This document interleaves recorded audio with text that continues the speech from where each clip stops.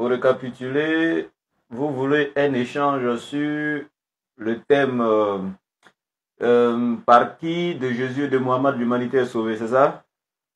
Voilà, sauveur de l'humanité, oui. Ok. Bien. Donc, dans mes principes, Mhm, généralement, quand j'échange, celui qui propose le thème, mhm. voilà, c'est lui qui est plus à l'aise donc pour nous orienter. Donc, on lui donne l'introduction, il plante le décor avant qu'on commence. Donc, vous avez la parole pour commencer. Ok, bon, généralement, ce que je fais, c'est sur WhatsApp. Je ne sais pas si c'est possible qu'on est sur WhatsApp. Avec les unités, ça finit plus. Non, moi, je suis à l'aise. Il y a tellement d'unités. Pour moi, tu n'es pas. J'aimerais Ah, quand c'est comme ça, c'est encore ouais, plus bon, bon. hein. Oui, quand c'est comme ça, c'est encore plus facile. Ah bon? Ouais, on va perdre le Je pensais temps. qu'on pouvait faire peut-être après vidéo ou un truc comme ça, c'était plus encore intéressant. Bon, y a pas, tout ça, c'est pas Je n'ai gâté. pas le lien ici. Comment? Je sais, mais comme je ne savais pas ça comme ça, et Ah, que j'ai déjà souscrit les unités, ah, on va consommer ça et puis on va fixer une autre date et puis on va se préparer pour l'appel vidéo. d'accord. Mais là, c'est vous qui m'appelez pour qu'on continue. Puisque bon, moi, je n'ai pas suffisamment d'unités pour appeler. Donc, Oui, on va sur la barre de tu m'appelles ça? sans problème, on va comme ça, c'est ce qui est déjà lancé là. D'accord, Ok. pas de souci. Maintenant, malgré ça, malgré que c'est un audio actuellement, je vais vous envoyer le lien sur WhatsApp. D'accord, ça marche. Envoie-moi le lien sur WhatsApp. Ok. Là, il y a un qui te et puis. D'accord. Hmm. Excusez-moi une minute. On va le lire rapidement.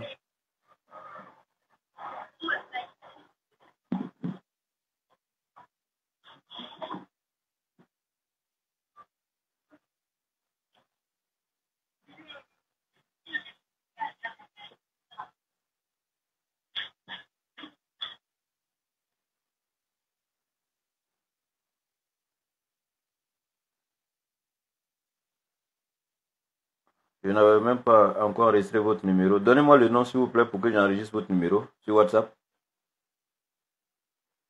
Frère Brou, frère Brou. Frère Brou. Oh, oui. Ok. Donc, frère Brou. D'accord.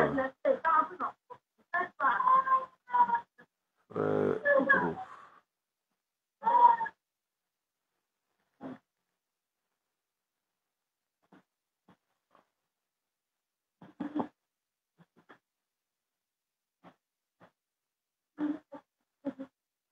Ok.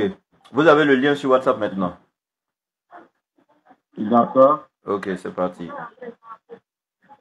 Bien. Donc, je pense qu'on peut commencer. Vous pouvez commencer. C'est bon, le temps là.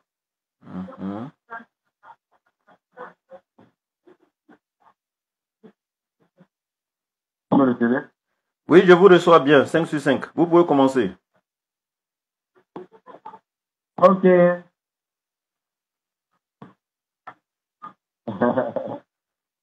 Pas de souci. Alors, donc, je disais comme ça que, bon, c'est pas la première fois que je fais avec les frères musulmans. Oui. Et Dieu, comme ça, par la grâce de Dieu, un peu avec vous, pour avoir un peu vos idées sur. Ok.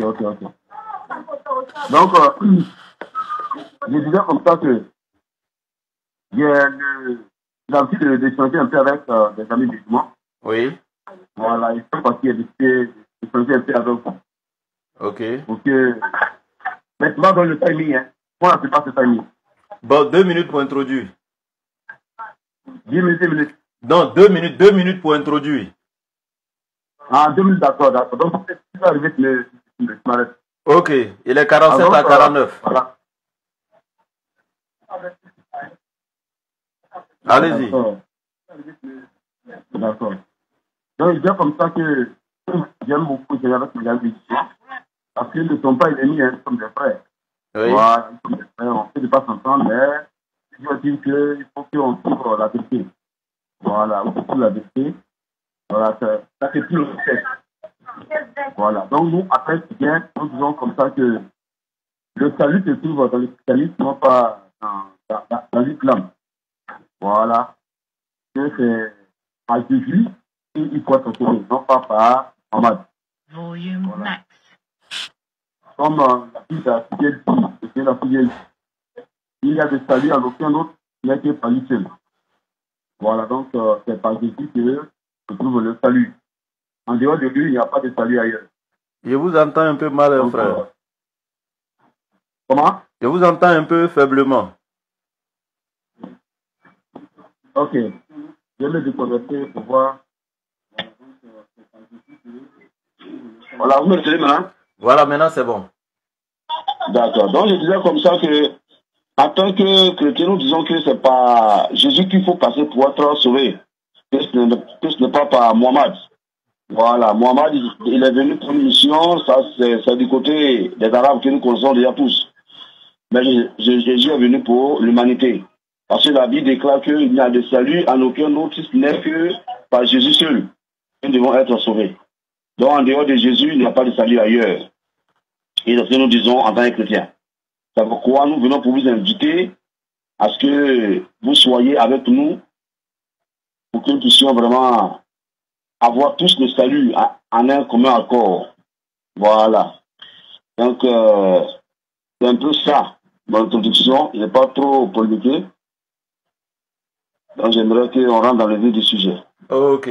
Les 2 minutes sont également arrivées aussi. Donc, je commence. D'accord. D'accord. Moi, je vous informe directement. Moi, j'ai parlé par 4 chemins que l'humanité tout entière n'est pas sauvée par le nom de Jésus. Voilà. Et la Bible ne le dit pas également. Vous allez beau affirmer, ben, la Bible ne pourra jamais confirmer votre affirmation. Parce que si vous vous référez à la Bible et que vous êtes sincère dans votre foi, vous allez accepter avec moi aujourd'hui sans difficulté, sans ménagement d'effort, que réellement Jésus n'a pas été envoyé à toute l'humanité. Parce que pour être le sauveur de toute l'humanité, il faut d'abord avoir été envoyé à toute l'humanité.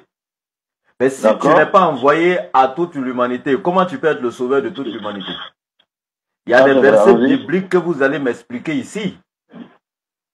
On va s'expliquer ça ici. Et moi, je vais vous donner des tonnes de versets dans la Bible qui prouvent clairement que Jésus n'a jamais été envoyé à vous-même d'abord, le frère Brou, à plus forte raison toute l'humanité. Ça n'existe pas dans la Bible. Donc, et vous allez prendre la parole, vous allez me dire à quel peuple Jésus allait prêcher. Parce que dans Matthieu chapitre 10, verset 7 et 8, il dit à ses disciples, n'entrez pas chez les Samaritains, n'entrez pas dans les villes des non-juifs, mais allez-y plutôt chercher les brebis perdues de la maison d'Israël. Quand il dit n'entrez pas chez les Samaritains, là, pourquoi il dit ça? S'il a été envoyé à tout le monde, pourquoi il dit n'entrez pas chez les Samaritains? Donc, quand vous allez prendre la parole, vous aurez 5 minutes, 5 premières minutes de développement, et j'aurai aussi 5 minutes de développement. Donc, vous avez la parole. D'accord. Donc, à vous entendre, il dit que Jésus a dit aux disciples de ne pas rentrer dans la ville de Samarie, c'est ça? Bien sûr.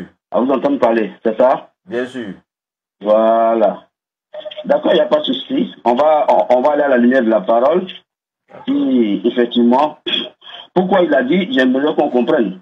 Ok. Voilà, une chose est de dire quelque chose, mais une autre chose est de confirmer. Voilà. Et une autre chose encore pour terminer, est de savoir pourquoi Jésus a dit ainsi. Lorsque Jésus a dit ne pas rentrer dans les villes de Samarie, ne pas aller chez les païens, effectivement, c'est écrit. Nous, en tant que chrétiens, on ne discute pas. Je ne sais pas si vous comprenez. Nous ne discutons pas pour ça. Mais nous disons que vous lisez la parole de Dieu, mais vous ne comprenez pas. Parce que, comme Paul a si bien dit, la lettre tue, mais l'esprit vivifie. C'est par l'esprit de Dieu qu'on peut comprendre certains passages de la Bible. Dans tous les passages de la Bible, disons. Non pas certains passages. Voilà. C'est par l'esprit de Dieu qu'on doit comprendre. Maintenant, allons-y dans Actes des Apôtres. Actes des Apôtres, chapitre 1. Vous y êtes? Allez-y, lisez. C'est votre temps. Ok, Actes des Apôtres, chapitre 1, verset 4. Comme il se trouvait avec eux, il leur recommanda de ne pas s'éloigner de Jérusalem, mais d'attendre ce que le Père a promis, ce que je vous ai annoncé, leur dit-il. Car Jean a baptisé d'eau, mais vous, dans peu de jours, vous serez baptisés du Saint-Esprit. Donc Jésus a recommandé à ses disciples de ne pas s'éloigner de Jérusalem. Parce qu'il doit recevoir quelque chose de précis pour la mission auquel il va les envoyer. Alors, donc, il va les envoyer pour, on suit bien, au verset 6. Alors les apôtres réunis lui demandaient, Seigneur, est-ce en ce temps-là, en ce temps que tu rétabliras le royaume d'Israël? Il leur répondit, ce n'est pas à vous de connaître les temps ou les moments que le Père a fixés de sa propre autorité. Mais vous recevrez une puissance, le Saint-Esprit survenant sur vous, et vous serez mes témoins. Où? Vous serez mes témoins où? 1. À Jérusalem, dans toute la Judée, dans la Samarie, et jusqu'aux extrémités de la terre. Vous comprenez? Parce que, selon tes propos, Jésus a dit de ne pas aller chez les Samaritains. Voilà. Tu es bien suivi ça. Ne pas aller chez les païens aussi. Tu es bien suivi ça. Mais ici, Jésus te fait savoir que les apôtres vont recevoir le Saint-Esprit et ils seront certainement où? Un d'abord à Jérusalem, chez eux, dans toute la Judée, dans la Samarie. Donc ça vous dit que vous ne comprenez pas le sens de la parole de Jésus quand il dit n'allez pas dans la Samarie, n'allez pas chez les païens. Et plus tard, on va comprendre. Dans mon développement à venir, tu vas comprendre que les apôtres sont allés aussi vers les païens. Donc vous comprenez par là que Jésus a dit, n'allez pas à Samarie. C'est par rapport à un biblique précis qui a dit ne pas aller à Samarie. Parce que c'est une mission qu'ils ont reçue. Ils doivent commencer d'abord chez eux avant d'aller ailleurs. Donc vous comprenez. Donc, quand vous dites qu'il ne doit pas aller en Samarie, alors que ici, au chapitre 1, du Actes des Apôtres, verset 8, il dit, vous serez des témoins à Jérusalem, en Judée, à Samarie. Comment tu peux comprendre ça? Allez, on va aller d'abord encore dans Acte 3. Acte 3, verset 26. Qu'est-ce que la Bible nous dit? Il vous reste 1 minute. Aussi, mon cœur... Comment? 1 minute. Ah, ok. Merci beaucoup. Acte 3, verset 26. La Bible dit quoi? C'est à vous, premièrement, que Dieu, ayant suscité son serviteur, l'a envoyé pour vous bénir, en détenant chacun de vous de ses iniquités. C'est Paul dit ici. C'est à vous, premièrement, que la parole a été destinée. C'est comme ça. Quand j'ai vu, il allait à c'est en Israël qu'il était. Donc, il va donner son message aux enfants d'Israël pour qu'eux aussi, à leur tour, puissent véhiculer à d'autres nations. Donc, qu'est-ce qu'il va dire? Il va dire, regardez bien. Vous êtes quoi? C'est par vous, premièrement, d'abord, que le message a été destiné. Et quand on dit à vous, premièrement, c'est que quelque part, il y a d'autres personnes qui doivent recevoir. C'est pourquoi la parole dit à vous, premièrement. Parce qu'ils sont censés recevoir le message d'abord et aller maintenant véhiculer cela aux autres nations. Ok, il est l'heure. Ok. D'abord, vous devez contextualiser le verset. Quand il parle ici, là, il parle des disciples. C'est à vous, les disciples, premièrement, que la parole a été donnée. Et ensuite, c'est vous qui allez la retransmettre à vos frères, donc aux autres enfants d'Israël. Voilà, il ne faut pas décontextualiser le verset. C'est normal. Jésus doit enseigner d'abord ses disciples et ensuite ses disciples vont transmettre le message à tous les enfants d'Israël. Mais ce n'est pas tous les enfants d'Israël que Jésus a eu comme disciples et qu'il enseignait directement. Il donne d'abord à ceux qui sont autour de lui, les Paul, les Pierre, les etc. Excusez, j'ai dit Paul. Les Pierre, les Jean, les trucs, tous ceux qui étaient autour de lui. Voilà, les Jacques et autres. Et maintenant, à leur tour, eux, ils vont retransmettre maintenant donc aux enfants d'Israël. Maintenant, vous prenez Acte 1, verset 6 à 8. Le verset 8 dit quoi? Mais vous recevrez de la puissance quand l'Esprit Saint viendra sur vous, et vous serez mes témoins à Jérusalem, dans toute la Judée, et en Samarie, et jusqu'aux extrémités de la terre. Jésus dit, vous serez mes témoins. A-t-il dit, vous irez prêcher à ces nations-là? Ok, mais on va pas faire le jeu de mots. Considérons même que c'est dans le sens de prêcher, il n'y a pas de souci. Maintenant, l'histoire de la Samarie, là, c'est ça le problème avec mes frères chrétiens. Je vais te poser la question tout de suite là. Pourquoi, en amont, Jésus, en les envoyant dans Matthieu 10, et il dit n'entrez pas chez les Samaritains. Et puis après, le même Jésus va dire encore, allez-y en Samarie. Il y a quelque chose qui... Vous voulez que je vous explique? Oui, allez-y. C'est une question rhétorique ou bien de vous répondre? Si vous voulez, vous pouvez répondre et puis après, je continue. Ok, c'est tellement simple. Vous voyez, c'est ça que je vous dis là. Vous, je ne sais pas si vous faites beaucoup du thème, hein, tu me suis si je dis vraiment ça, merci mon frère. Je ne sais pas si vous comprenez vraiment les Écritures. Quand Jésus dit, n'allez pas en Samarie, ni chez les païens, c'est pour une mission précise. Ce n'est pas que Jésus ne veut pas qu'il parte là-bas. C'est un langage que Jésus donne. Il ne dit pas de ne pas aller là-bas parce que plus tard, il va dire de partir. Donc, ne pas me dire que Jésus se dédie. Il ne se dédie pas. Il sait ce qu'il dit. Il veut faire savoir à ses apôtres que ce que vous avez reçu là, vous devez commencer d'abord chez vous. C'est pourquoi il a dit quoi? La mission commence à Jérusalem d'abord, ensuite en Judée et ensuite aux extrémités de la terre. C'est tellement simple à comprendre. Voilà, Jésus n'est pas en train de se dire et puis de se dire. Ok, je continue maintenant. Ça va? Merci pour votre explication. Vas-y. Voilà, il y avait voulu que les gens écoutent votre explication avant que je donne la mienne. Merci pour votre explication. Quand il dit, vous avez ajouté, voilà, ils doivent aller comme vous serez mes témoins à Jérusalem, en Judée, en Samarie et jusqu'aux extrémités de la terre. Mais attendez, jusqu'aux extrémités de la terre, ça veut dire toute l'humanité? Non. Et puis, la Bible va nous expliquer ça dans Luc chapitre 2 à partir du verset 1er. En ce temps-là parut un édit de César Auguste, ordonnant un recensement de toute la terre. Est-ce que c'était toute la terre réellement qui a été recensée? Est-ce qu'ils sont arrivés en Afrique? Mais ici, c'est toute la terre qui a été utilisée. En fait, la Bible a son style. Voilà, quand on parle de toute la terre, vous imaginez toute l'humanité? Non, toute la terre d'Israël, tout simplement. Sinon, ce n'est pas toute l'humanité qui a été recensée au temps de César Auguste. Jamais de la vie. Ça, c'est Luc chapitre 2, verset 1 qui vous explique cela. Le même terme est utilisé ici, toute la terre. Maintenant, je reviens ici pour vous expliquer au niveau des Samaritains. Vous savez qu'il y a deux types de Samaritains dans la Bible. Les Samaritains dont Jésus parlait, n'entrez pas chez les Samaritains, c'est les Samaritains non juifs. Mais il y a les Samaritains descendants de Jacob. Et c'est ça avec le problème. Toi-même, tu poses une question, est-ce que nous, on comprend les Écritures? Mais en réalité, cette question, tu devais te la poser à toi-même. Parce que quand je vais faire la démonstration de ce que tu verras. En fait, c'est le roi d'Assyrie, dans 2 Rois 17, verset 24. Vous pouvez prendre note et puis vérifier après. Dans 2 Rois 17, verset 24, le roi d'Assyrie fit venir des gens de Babylone, de Kouta, d'Ava, de Hamath et de Sepharvaïm.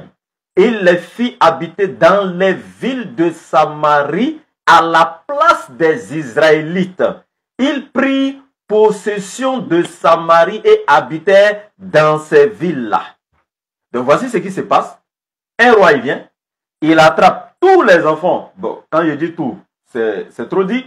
Mais il attrape, il prend donc en otage, il déporte les Samaritains de souche, c'est-à-dire que les enfants d'Israël qui vivaient sur la terre de Samarie, il les déporte pour aller. Et puis, la ville de Samarie étant maintenant vide, qu'est-ce qu'il va faire? Puisqu'il a déporté les enfants d'Israël, puis les vrais Samaritains enfants d'Israël qui étaient là, il les a déportés. Eux, ils ne sont plus dans le pays. Il les a déportés. Et qu'est-ce qu'il va faire maintenant? On dit, il fit venir des gens de Babylone, de Kouta, d'Ava, d'Ama, etc., etc. Et les fit habiter dans les villes de Samarie à la place des Israélites. Donc ce ne sont plus les Israélites qui vivaient sur la terre de Samarie, mais maintenant des païens, des idolâtres. C'est eux maintenant que le roi d'Assyrie a pris pour les mettre à la place des Israélites en Samarie. Donc ces étrangers-là, c'est d'eux que Jésus parlait en disant, n'entrez pas dans les villes des Samaritains. Donc voici le deuxième type de Samaritains qui existe, ce sont les Samaritains non israélites, on les appelle Samaritains parce qu'ils vivaient en Samarie, mais ce sont des mécréants, des idolâtres qui ont été pris pour nous placer là lorsque le roi donc a fait déporter, comment dirais-je, les Samaritains qui étaient des Israélites purs. Et c'est pourquoi, pour terminer, parce que je ne pourrais pas terminer tous les détails ici, là, mes 5 minutes sont déjà arrivées à la fin. C'est pourquoi dans Jérémie chapitre 31, verset 31 à 34, l'Éternel Dieu parlant dit quoi? J'établirai une nouvelle alliance avec les deux maisons d'Israël.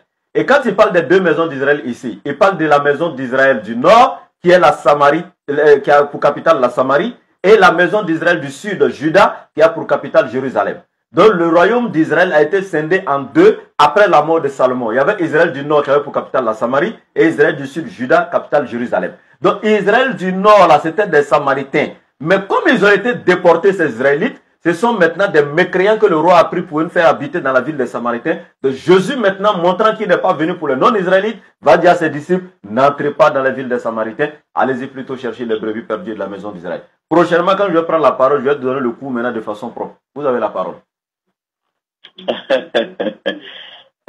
Bien aimé, tu vois, quand tu as posé une question, mais tu allais dire des choses que moi, je n'ai même pas encore parlé de ça. Je ne t'ai pas demandé de faire démonstration des Samaritains païens, des Samaritains non juifs. Ce n'est pas ce qu'il t'a demandé. Tu as posé une question. Pourquoi Jésus a dit de ne pas aller à Samarie et puis après dit d'aller à Samarie? Maintenant, puisque mon mot est terminé sur le fait que Jésus les a envoyés aux extrémités de la terre, toi qui as pris en même temps ce mot et tu as commencé à dire non, que aux extrémités de la terre, c'est pas nous, il ne s'agit pas de nous, il s'agit des Samaritains qui étaient juifs. Bon, on ne sait pas. Il t'a déporté. Bon, c'est pas ce qu'il t'a demandé. Je ne sais pas quoi arriver là-bas. Je ne sais pas quoi arriver là-bas. Ça, c'est bien comprendre. Je ne sais pas quoi arriver là-bas. T'as vu un peu, non? Donc, allons doucement, tu vas mieux comprendre. Tu as posé une question et je t'ai bien répondu que quand Jésus dit n'allez pas à Samarie, c'est pour un but bien précis. Et plus tard, il dit allez maintenant à Samarie. Est-ce que Jésus te dit? Non, il t'a dit que Jésus ne te dit pas. Jésus est en train de donner, Jésus est en train de donner des points clés à ses disciples, ce qu'il doit faire maintenant et ce qu'il doit faire plus tard. Mais toi, tu as commencé à dire des choses. Bon, c'est pas que tu as demandé. Tu veux faire ton développement après sur ça, mais moi, c'est pas ce que tu demandes. OK? Alors, donc, on continue. Je prends par exemple encore Actes des Apôtres, chapitre 13, verset 46. Acte 13, verset 46. Qu'est-ce qu'il nous dit? La Bible nous dit comme ça que Paul et Barnabas leur dit avec assurance, c'est à vous premièrement que la parole de Dieu devait être annoncée. Mais puisque vous la repoussez et que vous vous jugez vous-même indigne de la vie éternelle, voici, nous nous tournons vers les païens. Est-ce parce que les enfants d'Israël ne voulaient pas écouter que Paul se tourne vers les païens? Non. Mais la mission était déjà calée par Jésus. Vous dites quoi? Nous, en tant que païens aussi, on va recevoir le message plus tard. Il n'y a pas de qui? Il n'y a pas de Pierre, son apôtre. Je ne sais pas si je vais comprendre. Mais avant que l'on ne le soit, il était déjà dit que les apôtres d'abord, eux reçoivent d'abord l'évangile. Une fois qu'ils ont reçu, ils vont donner d'abord au peuple de Dieu, d'abord en Israël. Une fois qu'ils reçoivent, ils vont aller maintenant ensuite à Samarie, après en Judée, ils sortent de la ville carrément et ils vont maintenant aux extrémités de la terre. Maintenant, ce que je te dis là, c'est là maintenant que tu dois rebondir sur la fin de ton développement que tu as fait tout à l'heure là. Maintenant, aux extrémités de la terre, c'est qui? Aux extrémités de la terre, quels sont aux extrémités de la terre? Pas seulement que les Juifs, je suis désolé. Il y a les païens, il y a toutes sortes de personnes. Bon, d'accord? Donc, la mission de Jésus ne se limite pas seulement aux apôtres. Mais cette mission est étendue au monde entier. C'est pourquoi j'aimerais qu'on lise cette partie-là de Actes des Apôtres, chapitre 10. Actes chapitre 10, verset 28. Je vais lire rapidement. D'abord, verset 5. Lorsque Pierre entra, Corneille, qui était allé au-devant de lui, tomba à ses pieds. Bon, je sais que tu connais l'histoire, hein. Mais je te dis ça pour que tu comprennes ce qu'il veut te dire.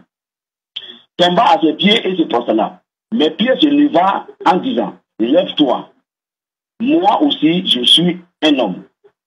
Et conversant avec lui, il entra et trouva beaucoup de personnes réunies. Vous savez, leur dit-il, qu'il est défendu à un juif de se lier avec un étranger ou d'entrer chez lui. Mais Dieu m'a appris à ne regarder aucun homme comme sujet impur. Dieu a dit, il est défendu à un juif d'entrer chez vous. Est-ce est-ce que c'est Jésus qui a défendu d'entrer chez les païens? Non, Jésus n'a pas défendu d'entrer chez les païens. Mais ce comportement-là, ils ont reçu avec qui? Hein? Ce comportement, ils ont reçu avec qui? Ils ont reçu ça des pharisiens. C'est pourquoi il est revenu dans Matthieu 16, verset 6, rapidement. Avant de faire mon développement. Matthieu, excusez-moi une minute, Matthieu 16, verset 6. Jésus leur dit, face aux apôtres qui s'adressent, Jésus leur dit, gardez-vous soin du levain des pharisiens et des sadducéens. Les disciples raisonnaient en eux-mêmes et disaient, c'est parce que nous n'avons pas pris du pain. Jésus l'ayant connu, dit, pourquoi raisonnez-vous en vous-même? Il est Sur de peu de foi. Hein? Logiquement, il est là. C'était à 8, je vais finir. 11 et 8. Mais si on peut moi 10, ça c'est pas mauvais. On n'a pas développé, mais c'est pas grave. Bon. Je vais essayer de paraphraser pour aller plus vite. Allons-y, j'écoute. Ok. Bon, quand on va faire l'appel vidéo après, là, on va pouvoir bien faire là-bas. On va faire 10 minutes, 10 minutes. Voilà. Il y avait voulu ici que, après les quelques 5 minutes, on fasse un échange direct. Là, on se pose des questions directement et puis bon, voilà. Maintenant, ici, je prends mes 5 minutes rapidement. Il est 9. Et donc, voilà. Fini à 14. Donc, voici ce qui se passe ici. Vous avez pris acte 13 pour parler de Paul qui dit maintenant qu'il tourne vers les païens, etc. Ce n'est pas sous ordre de Jésus. Ça, il faut qu'on soit clair dans la Bible. Nous, je vous dis en même temps, vous n'allez pas contredire Paul. Parce que le même Paul là, il confirme dans Galates 2, verset 8. Écoutez très bien le verset. Car celui qui a fait de Pierre, parlant de Jésus, celui qui a fait de Pierre l'apôtre des circoncis, et quand il parle de Pierre, il parle de Pierre et tous les autres disciples, puisque Pierre était donc la tête des apôtres. Et il dit celui qui a fait donc de Pierre l'apôtre des circoncis, a aussi fait de moi l'apôtre des païens. Donc, Pierre, c'est-à-dire Paul confirme ici que Jésus, de son vivant, pendant son ministère, n'a jamais mandaté Pierre et les autres disciples à aller prêcher aux non-israélites. Ça, c'est Paul même qui vient confirmer ce que moi, musulman, je suis en train de dire. Pendant que vous dites, non, Jésus de son vivant... Attends, reprends ce que tu as dit là, il veut entendre. Reprends encore. Je répète. Paul dit... Alors, dans Galates 2, verset 8. Dans Galates chapitre 2, verset 8. Paul est clair. Allons-y. Et il dit, celui, ici parlons de Jésus. Donc, celui qui a fait de Pierre l'apôtre des circoncis, a aussi fait de moi Paul l'apôtre des non-circoncis. Donc, quand tu regardes le verset là, Paul est en train de nous dire clairement que Jésus, de son vivant pendant son ministère, n'a jamais mandaté Pierre et les autres disciples à aller prêcher aux non-israélites. Jamais de la vie. Mais leur mission était seulement que pour les circoncis. Et c'est lui, Paul, maintenant, après le départ de Jésus, selon lui, sur la route de Damas, Jésus s'est révélé à lui, il a choisi comme apôtre des païens, etc. Donc, Paul confirme ici qu'aucun disciple de Jésus n'a été mandaté par Jésus à aller prêcher le message aux non-israélites. Galates 2.8. Sauf si vous contredisez Paul. Alors que vous ne pouvez pas contredire Paul, parce que sans Paul, vous n'avez pas de soi-disant salut dans le christianisme. Parce que Paul dit, vous êtes les branches. Paul dit, vous êtes les branches de l'olivier sauvage coupées et greffées à l'olivier franc contrairement à votre nature. Donc jusqu'à présent, il précise encore contrairement à votre nature. La mission de Jésus n'est pas pour vous, vous n'êtes pas israélite. Ça fait un. Deuxièmement, Jésus, quand il est venu de son vivant pendant son ministère, il a trouvé les enfants d'Israël en train d'adorer, il a trouvé les enfants d'Israël avec une inscription marquée à la rentrée du temple qui disait quoi? Il est interdit à toute personne n'appartenant pas à l'une des 12 tribus de la maison d'Israël de pénétrer le temple sous peine de mort. Jésus a trouvé cette inscription et n'a jamais dit enlever ça parce que moi je suis venu casser ces barrières, je suis venu pour toute l'humanité. Les païens à travers moi doivent croire en Dieu. Jésus n'a jamais dit cela. Vous essayez de toucher l'histoire de Corneille, etc. Non, ne touchez même pas ça. Dans Acte 10, là, ne touchez pas parce que là vous allez vous crucifier encore de nouveau. Et maintenant, pour terminer, dans Acte 11, qu'est-ce que les disciples vont dire? Si vous dites aux gens que les disciples ont reçu le message d'aller en Samarie, en Judée, à Jérusalem, jusqu'aux extrémités de la terre, donc si la mission de Jésus était d'aller jusqu'aux extrémités de la terre pour aller prêcher aux non-israélites, qu'est-ce qui se fait lorsque les disciples, les autres apôtres ont entendu que Pierre est rentré pour la première fois chez les païens, chez Corneille? Quand ils ont appris ça, à Jérusalem, ils ont convoqué Pierre pour venir. Ils demandent d'explication. Pourquoi tu t'es permis de rentrer chez les païens? Acte 11, verset 1er. Les apôtres et les frères qui étaient dans la Judée apprirent que les païens avaient aussi reçu la parole de Dieu. Et lorsque Pierre fut monté à Jérusalem, les fidèles circoncis lui adressaient des reproches. Pourquoi il lui adressait les reproches? À votre avis, si Jésus avait dit à tous ses disciples-là, allez-y prêcher mon message aux non-israélites, parce que maintenant vous avez reçu le Saint-Esprit, la mission est différente, vous devez aller chez les autres. Pourquoi ils viennent faire demande d'explication à Pierre et même lui faire des reproches? Parce que Jésus n'a jamais donné cet ordre-là. C'est pourquoi dans Jacques chapitre 1, verset 1, vous allez voir, Jacques va dire quoi? Qu'il adresse ses lettres qu'il est en train d'écrire à tous les 12 qui sont dispersés dans la diaspora. Et quand il parle de 12, c'est qu'il dit les enfants d'Israël qui sont descendants des 12 tribus d'Israël et qui sont dispersés dans la diaspora. C'est français que nous parlons.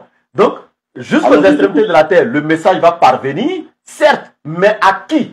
Ceux des Juifs qui vivent dans la diaspora. C'est pourquoi dans Acte 2, on te dit le jour de la Pentecôte, il y avait à Jérusalem des Juifs venus de toutes les nations qui sont sous le ciel. Ils sont venus de partout dans le monde. Donc c'est la même chose, c'est comme un Ivoirien. Le chef d'État de la Côte d'Ivoire comme ça, il envoie un message et puis il donne à ses émissaires, allez-y prêcher ce message-là à tous les Ivoiriens qui sont dans la diaspora. Mais ils vont aller jusqu'aux extrémités de la terre, mais pas aller prêcher à qui? À tous les Ivoiriens. Et c'est ce que Jésus dit, allez chercher les brebis perdues de la maison d'Israël. Quand une brebis est perdue, c'est qu'elle est hors de l'enclos. Une brebis qui est dans l'enclos n'est pas perdue, parce qu'elle est dans l'enclos. Or, ceux qui étaient dans l'enclos, c'est-à-dire sur la terre d'Israël, n'étaient pas perdus. Mais les Israélites qui étaient en dehors d'Israël, qui étaient dans les nations, chez les païens, qui étaient perdus là, Jésus dit, allez chercher ces brebis perdues, c'est eux qui sont hors de l'enclos, hors de la terre d'Israël. C'est vers ceux-là que les disciples sont partis.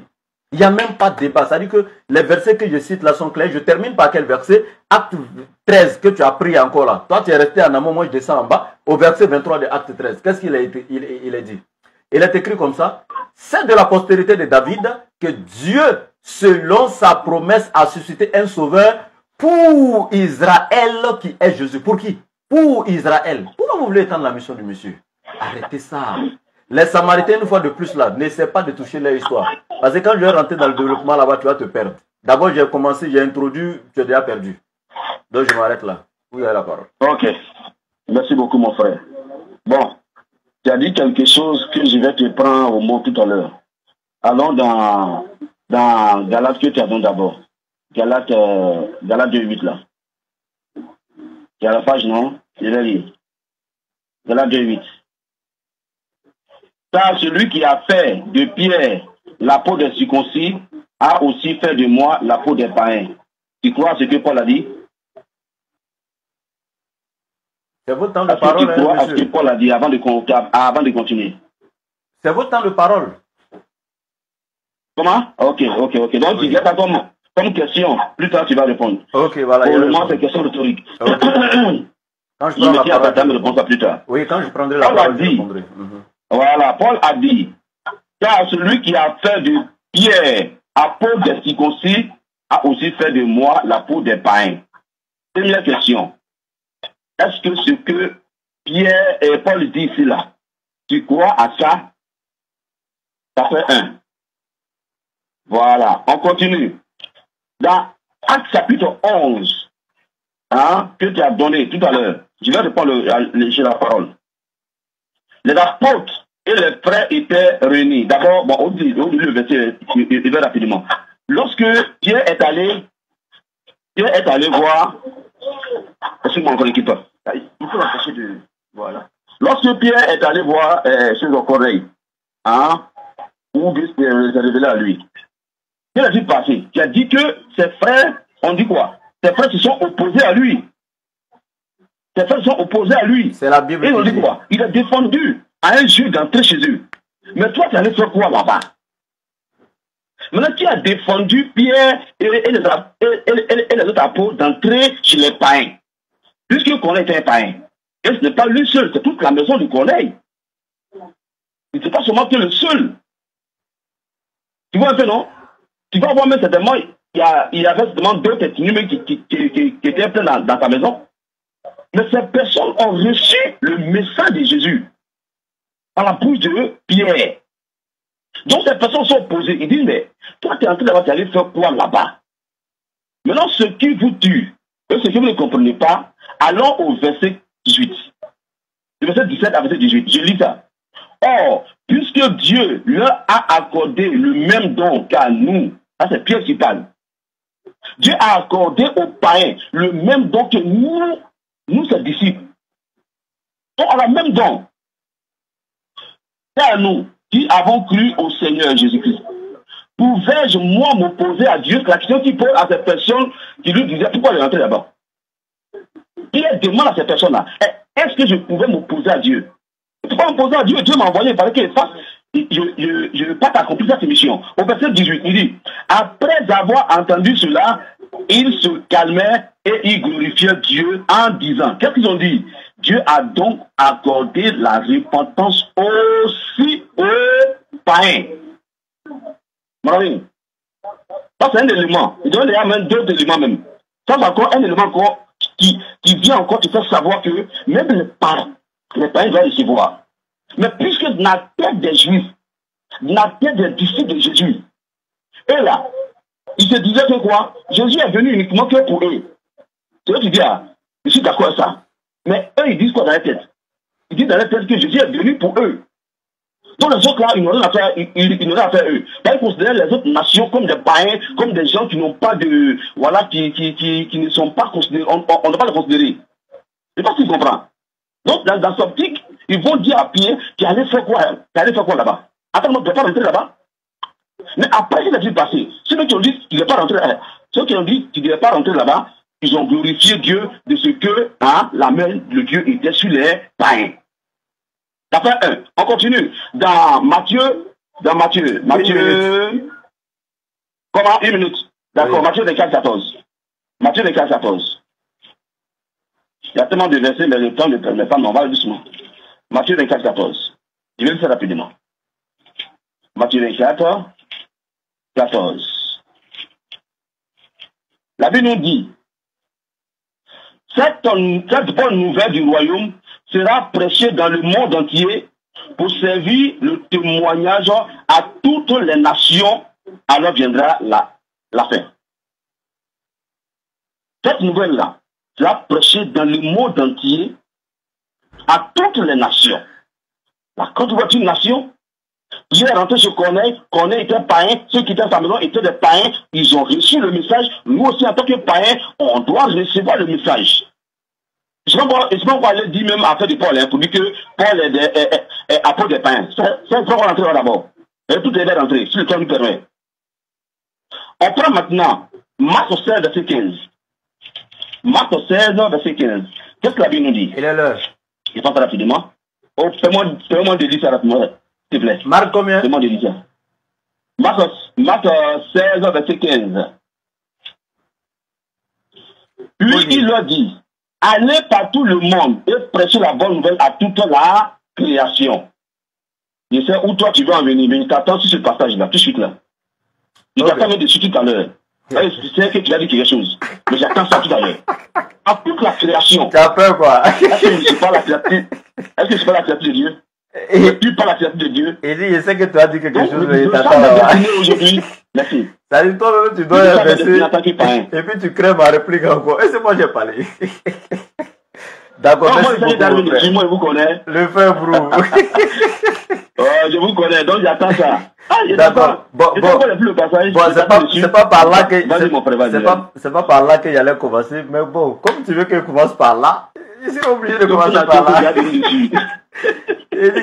C'est le laboratoire d'analyse des Écritures saintes. Nous là, on analyse tout. Okay. Donc ici, Marc 16, verset 15 là. Je vais te dire aujourd'hui, avant de te donner leur nom, il y a un groupe de chrétiens qui sont aussi chrétiens, qui ont aussi la Bible et qui, après avoir examiné les textes originaux depuis les premières sources, comme par exemple le Codex Sinaiticus, depuis les premières sources originaux, ces chrétiens ont découvert qu'il y a eu beaucoup d'ajouts dans les versions révisées et corrigées. Et ils ont découvert plus de 50 000 erreurs. C'est pourquoi dans la Bible, version traduction du monde nouveau, Marc 16 s'arrête au verset 8. À partir du verset 9, descendre jusqu'à ton 15 là. Ça n'existe pas. Prends toutes les versions de la Bible, traduction du monde nouveau. Tu verras que Marc 15 s'arrête à partir du verset 8 ou 9. Ça ne continue plus. Parce que tout le reste prêchait à toute la création, etc. Ils disent que c'est un ajout, ça n'existe pas dans les textes originaux. C'est pas nous les musulmans. Hein. Ça, c'est vous-même, les chrétiens. Et comme ces Bibles-là, ces versions de Bible sont un peu partout sur le marché, va prendre la version de traduction du monde nouveau et puis regarde, si tu trouves là-bas, je me baptise et deviens chrétien. C'est pas nous musulmans. Hein. Ça, c'est vous les chrétiens. Ça fait un. Deuxièmement, comme je te disais, tu as pris pour l'évangile de Matthieu, Matthieu 24 là, où Jésus dit cette parole, voilà, ça sera en guise de témoignage partout dans le monde entier, etc., etc. Mais attendez, je vous ai dit, c'est vous qui ne comprenez pas le message. D'abord, le mot monde ici, là, quand vous voyez monde, déjà, vous voyez l'humanité tout entière. Alors que dans ta propre Bible, Jésus dit dans Jean 17, il donne toutes les significations du mot monde. Quand il dit, par exemple, les disciples qui sont là, ils ne sont pas de ce monde. Est-ce qu'ils ne vivaient pas ici entre les humains? Oui. Mais il dit, ces disciples-là, ils ne sont pas du monde. Mais ça veut dire quoi? Donc, c'est quel monde dans lequel les disciples ne sont pas? Et lui, il dit, je ne prie pas pour le monde, mais pour ce que tu m'as donné. Mais quand je dis qu'il ne prie pas pour le monde, ça veut dire quoi? En fait, c'est des choses qu'il faut comprendre dans leur contexte. Le mot monde a trois significations dans la Bible. Ça parle d'un groupe de personnes qui vivent dans le péché, donc les enfants d'Israël qui vivaient dans le péché. Donc le mot monde se résume aux enfants d'Israël. Et quand il dit le message sera prêché dans le monde israélite. Donc le mot monde, c'est ça. C'est comme tout de suite là, je peux être assis quelque part et puis il dit, oh, il y a eu du monde aujourd'hui, hein. Là où j'étais là, il y avait du monde. Oui. Mais quand je dis il y a eu du monde, est-ce que c'est le monde entier? Non. Donc le mot monde, ça dépend dans le contexte où tu utilises. Quand on parle de monde, ça parle d'un groupe de pécheurs. C'est pourquoi je dis que ces disciples ne sont pas du monde. Mais ça ne veut pas dire qu'ils n'étaient pas parmi les humains. Mais ils ne sont pas du monde de qui? Du monde des autres Israélites, là, du monde du péché des Israélites. Et le mot monde prend encore l'humanité tout entière comme ça peut prendre le cosmos. Donc c'est des recherches, c'est des trucs de béaba en théologie qu'il faut voir dans la Bible. Voilà, pour ne pas faire de l'amalgame. La preuve en est, comme je disais, dans Jacques chapitre 1. Attendez, il faut que je lise le verset de Jacques. Là, ça serait encore plus intéressant. Jacques chapitre 1, verset 1er. Voici ce que... Jacques était apôtre de Jésus. Il a vu Jésus, il a marché avec lui. Donc Jacques a écouté ces versets-là du vivant de Jésus. Ça dit que toi, tu ne peux pas comprendre ces versets plus que Jacques. Mais qu'est-ce que Jacques dit au verset 1er? Il dit, Jacques, serviteur de Dieu et du Seigneur Jésus-Christ, aux 12 tribus qui sont dans la dispersion. C'est-à-dire dans la diaspora, dans d'autres versions bibliques, tu peux voir. Donc, il est clair. Lui, ces lettres qu'il est en train d'écrire là, il les dirige vers qui? Les 12 tribus qui sont dispersées dans la diaspora et non à toute l'humanité. Donc, son message va aller être prêché en guise de témoignage dans le monde entier, mais destiné à qui? Aux 12 qui sont dispersés dans la diaspora. C'est ce que je me tue à te faire comprendre. Tu donnes des versets où le message sera prêché dans le monde. Oui, le message ira même si c'est arrivé en Côte d'Ivoire, nous ne disons pas que c'est faux. Mais c'était destiné à qui? Aux 12 qui sont dispersés dans la diaspora. Ça, là, vous ne pouvez jamais changer dans la Bible.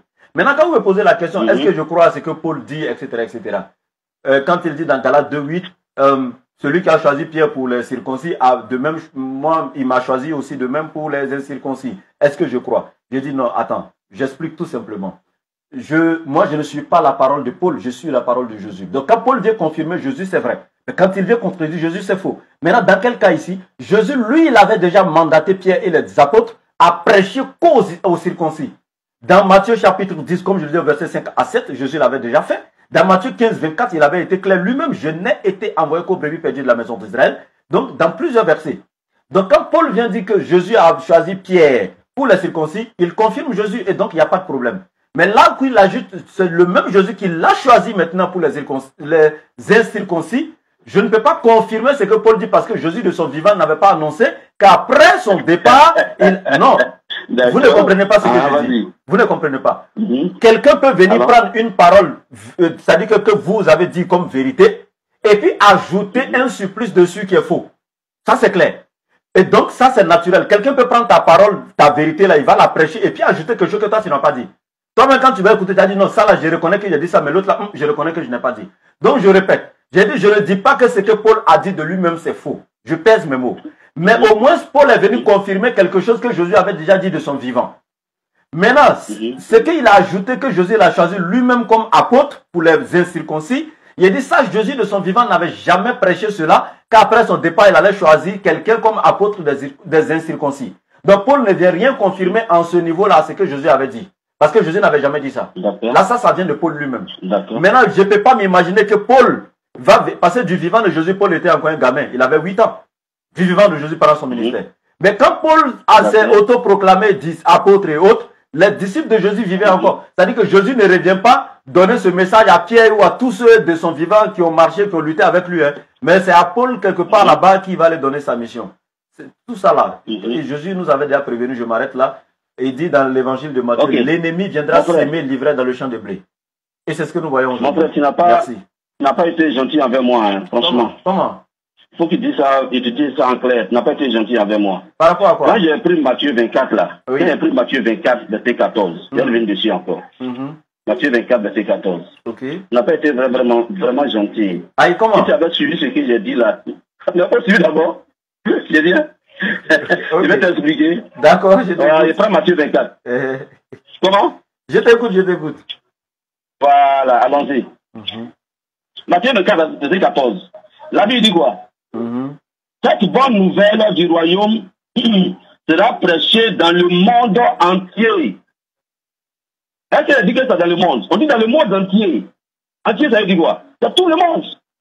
C'est dans tout le monde. Ça veut dire quoi? L'univers. Y compris l'univers. Et tu as commencé à faire développement, le monde ici, ça veut dire le monde des Juifs, le monde ici, ça fait 10 ans.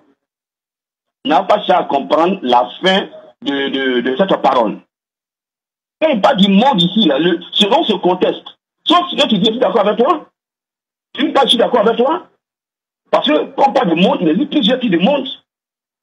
Quelqu'un, par exemple, qui prend la drogue, excuse-moi beaucoup. Quand il prend et puis il est en stade là, là aussi, il se croit dans ce monde.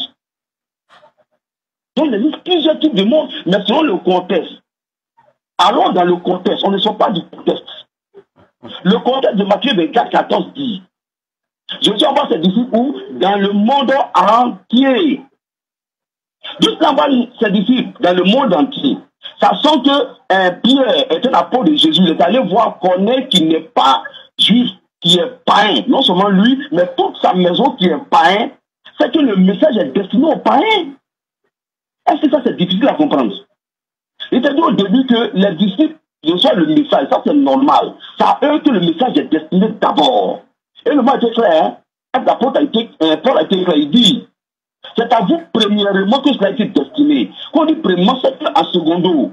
Il y en a troisièmement, il y en a plusieurs personnes qui doivent recevoir, à part vous. Donc vous recevez d'abord, et puis nous, après le message, il est destiné aussi aux autres nations. Donc, connaître qui est païen. Et ta maison aussi qui était païen, ils ont reçu le message en tant que païen. Donc, quand on dit le monde entier, là, qu'on a aussi fait partie du monde entier, on a été où à ce niveau, à ce moment-là? Il fait partie du monde entier, lui et puis sa famille. En tant que païen, ils ont reçu. Et quand Paul a fini de parler, qui a fini de parler, les gens disent non, c'est pas normal. Après ils sont restés, puis ils ont dit quoi? Ah, c'est vrai, hein? Pourquoi ils disent que c'est vrai? Pourquoi ils disent que le message vraiment doit être destiné aux païens? Parce qu'ils ont vu la vérité. Ils ont vu que le message doit être chez les païens devaient recevoir aussi le message comme eux. Ils ont compris ça, ils sont qui? So, ils peuvent continuer pour dire, puis ceux qui disent, c'est pour nous pas d'accord. Parce que Dieu l'a déjà dit, il n'est pas allé chez les païens. Ils peuvent toujours être sur les gars. Sur les gars de vous. Mais ils ont reconnu que ce que Pierre a fait la plus tard là, c'était normal que les païens devaient recevoir le message. Alors je continue. Je n'ai pas me laisser distraire. Je prends Actes chapitre 15. Actes chapitre 15, verset à combien de minutes? J'avais noté ici rapidement. À combien de minutes? C'est que le temps est en train d'écouler. Actes 15. Actes 15, 22. Actes 15, 22. Faut suivre bien, hein? Et tu dis que c'est Paul. Quand Paul dit, Pierre a été destiné pour les Juifs, et lui a été destiné pour les païens qui ne croient pas. Parce que, comme je dis, il a déjà confirmé que Pierre est déjà apôtre des Juifs, là qui croient. Mais quand Paul aussi vient confirmer ce que Jésus a dit de Pierre qui croit, mais quand Paul dit que Jésus aussi m'a envoyé, il ne croit pas. C'est dangereux ça. Actes chapitre 5, verset 22. Alors, il parut bon aux apôtres et aux anciens et à toute l'église de choisir parmi eux et d'envoyer à Antioche avec Paul et Barnabas, Jude appelé Barnabas et Silas, hommes considérés entre les frères. Il les chargeait d'une lettre. Ils ont envoyé qui? Ils ont envoyé Paul. Suis-moi bien. Ils ont envoyé Paul à d'une lettre. Ainsi conçu, les apôtres, les anciens et les frères, aux frères d'entre les païens qui sont à Antioche, en Syrie et en Cilicie, salut. C'est pas dit comprendre. Ici, les apôtres, les anciens, ils ont fait une réunion. Eux, ils ont dit quoi? On va envoyer Silas et puis on va envoyer Paul. Si Paul, ce qu'il disait, n'était pas de Dieu là, mais quand même, les apôtres, ils vont prier et Dieu va les convaincre que Paul n'est pas de l'heure. Ils vont dire que Paul, tout ce qu'il dit, c'est des conneries, et ils ne vont pas croire. Qu'est-ce qu'il prouve que Dieu t'a envoyé? Qu'est-ce qu'il prouve que Jésus a demandé que tu viennes vers nous pour que nous accomplissions ensemble sur la mission? Ils n'avaient pas croire ça. Mais ils ont pris Paul, et puis là, ils les ont envoyés. Atterrissage. Puis de parler d'eux. Atterrissage. Et bien, tu comprends? Ouais, je comprends. Bon, ok, bon. On va terminer quand même, il y a des gens quand même. Okay, donc, c'est pour te dire que, Paul, là, il a été appelé par Jésus pour accomplir une mission. Et Pierre confirme ça, ici. Voilà, c'est ce que je dois te dire. Je reviens encore avec toi. Et moi, Paul n'est pas mon problème. Hein. Que Paul soit envoyé au païen ou pas, c'est pas mon souci. Le problème, c'est que, moi, je t'ai dit, écoute-moi, je t'ai dit, Jésus de son vivant pendant son ministère, il n'a jamais prêché à un non-israélite et il n'a jamais envoyé ses disciples vers les non-israélites. Ça fait un. Et je répète encore, quand il dit dans Matthieu 24 qu'il a écrit dans le monde entier, cette parole servira de témoignage dans le monde entier. Je n'ai jamais dit que c'était faux. Cette parole-là sert de témoignage aujourd'hui dans le monde entier. Même dans le Coran. Écoute très bien, dans la sourate 19, Allah il dit Isa sera une miséricorde, il sera un signe pour tout l'univers, etc. Tout ça c'est écrit dans le Coran. Mais est-ce que cela voudrait dire qu'il a été envoyé à toute l'humanité? Non. Il faut contextualiser les choses. Le fait que cette parole soit prêchée dans le monde entier, qu'elle soit un témoignage dans le monde entier, n'a rien à voir avec cette parole est venue pour le salut de toute l'humanité. Regardez ce que je vous dis, et je répète encore, c'est quand même simple comme de l'eau à boire. Jésus, de son vivant pendant son ministère, n'a jamais mandaté ses disciples à aller prêcher aux non-israélites. Ça fait un. Et regardez, Jacques chapitre 1 verset 1 que j'ai lu là, pourquoi vous ne touchez pas? Parce que Jacques a été clair. Jacques était là, il a entendu cet ordre de Jésus là. Que cette parole sera servie, sera prise en témoignage dans le monde entier, etc., etc. Jacques a entendu ça. Mais pourquoi après le passage de Jésus, il dit que quand lui il adresse son message là, c'est pour seulement les Israélites qui vivent dans la diaspora et non pour toute l'humanité? Donc il est en train de désobéir à Jésus. Arrêtez ça. Parce que je vous ai dit clairement que le fait que le message soit dans le monde entier, c'est normal. Puisqu'il fallait aller chercher les brebis perdues de la maison d'Israël. Les brebis qui sont déjà dans la maison d'Israël, là, c'est-à-dire sur la terre d'Israël, ne sont pas perdus parce qu'ils sont déjà en Israël. Mais il fallait chercher les brebis perdues. C'est-à-dire qu'ils ne sont pas de l'enclos, qui sont dans la diaspora. C'est là que le message partait. Les disciples partaient prêcher. Mais à qui? Ça, c'est clair. Donc, vous refusez de comprendre ça, alors que c'est ce qui est la réalité. Et je vous ai donné tellement de versets. Non, je ne refuse pas. 5, verset 29. Pardon, excuse-moi, vas-y. Dans Actes 5, verset 29, et c'était été clair. Pierre et les disciples répondirent, il faut croire en Dieu plutôt qu'aux hommes. Le Dieu de nos pères a ressuscité Jésus que vous avez tué en le pendant au bois. Dieu l'a élevé par sa droite en faisant de lui prince et sauveur pour donner à Israël la repentance et le pardon des péchés. Pour donner à qui? À Israël. Et je t'ai donné Acte 13, 23. Dieu, selon sa promesse, a suscité à Israël un sauveur qui est Jésus. À qui? À Israël. Jésus, dans Matthieu 15, 24, a été clair. Je n'ai été envoyé qu'au brebis perdu de la maison d'Israël. C'est une forme restrictive. Nous sommes allés à l'école. C'est-à-dire qu'il donne le champ de sa mission et c'est clair. Maintenant, Corneille, que vous ne faites que toucher là. Je vous dis, et c'est un défi, hein. Aucun apôtre de Jésus, après cet ordre de Jésus dans Matthieu 24, Pour dire sa parole sera un témoignage dans le monde entier. Après cet ordre-là, il n'y a aucun apôtre de Jésus qui s'est levé sous base de cet ordre-là pour aller prêcher un non-israélite. Donc vous allez me dire qu'ils n'ont pas compris le sens de désobéir à Jésus. S'il y a un seul qui allait prêcher au non-israélite, là, donne-moi son nom. Tu vas me prendre Pierre qui allait chez Corneille. Mais il faut lire, je te lis rapidement pour terminer mes 2 minutes. Il dit, il y avait à Césarée un homme nommé Corneille, centenier dans la cohorte dite italienne. Cet homme était pieux et craignait Dieu. Vous voyez, c'était un prosélyte. Corneille était un prosélyte. Allez-y faire des recherches sur qui sont les prosélytes. Ils vont vous dire, les prosélytes du juif là, c'était qui? On vous te dit ici, Corneille était un homme pieux et il craignait Dieu. Ça fait un. Écoutez très bien. Avec toute sa maison, il craignait Dieu avec toute sa maison. Il faisait beaucoup d'aumônes au peuple et priait Dieu continuellement. C'est-à-dire Corneille était déjà connecté à Dieu. Il était déjà un craignant Dieu avec toute sa maison. Il faisait beaucoup d'aumônes et il priait Dieu continuellement. Et le verset continue en disant, vers la 9e heure du jour, il vit clairement dans une vision un ange de Dieu. Écoute très bien, un ange de Dieu qui entra chez lui et qui lui dit, Corneille, le regard fixé sur lui et saisi d'effroi, il répondit, qu'est-ce Seigneur? Et l'ange lui dit, tes prières et tes aumônes sont montées devant Dieu et il s'en est souvenu. Ça dit pas devant Jésus. Il dit, c'est Dieu lui-même. Jésus a fini sa mission. Il a déjà fini avec les pôles, pour ne pas dire, excuse-moi, les pierres, il les a mandatés pour les circoncis. Non, souvent je fais un lapsus entre Paul et Pierre, c'est juste ça. Donc, Jésus a déjà mandaté les pierres et autres là vers les circoncis. Il a déjà donné le champ de sa mission et il est parti. Mais on te dit ici, Corneille là, ça c'est Dieu que lui il adorait. Il faisait des aumônes lui et toute sa maison, il était un craignant Dieu. Et c'est Dieu maintenant qui envoie un ange chez Corneille pour lui dire, tes aumônes sont montées devant Dieu et il s'en est souvenu. Envoie maintenant des hommes à Joppé et fait venir Simon, surnommé Pierre.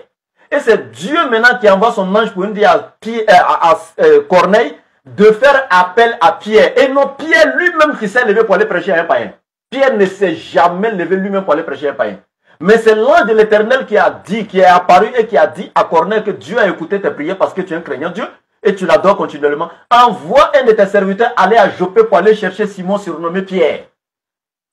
Attends, quand on discute, nous là, on a étudié, j'ai dit c'est le laboratoire, allons doucement.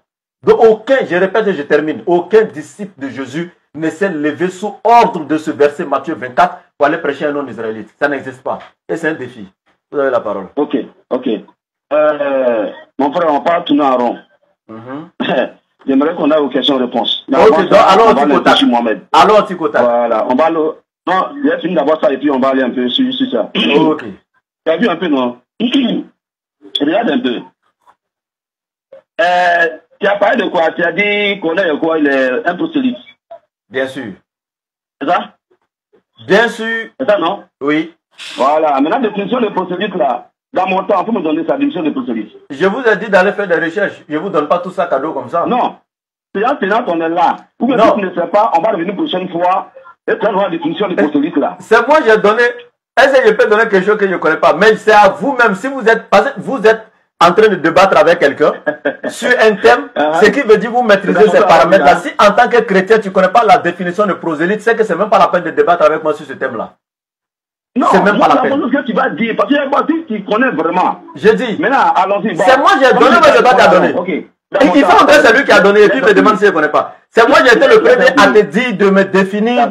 Si tu connais là, c'est moi qui ai été le premier à te dire. C'est moi qui ai donné, c'est pas toi qui as suscité ça ici. Bon, maintenant, si toi tu ne connais pas de définition.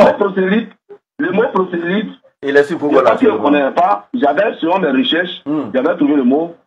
Mais comme on ne peut pas tout retenir, je peux dire que j'ai oublié le mot. Sinon, je connais le mot, mais seulement j'ai oublié. Maintenant, comme toi, tu te rappelles, il faut me rafraîchir la mémoire. Prosélyte, c'est qui?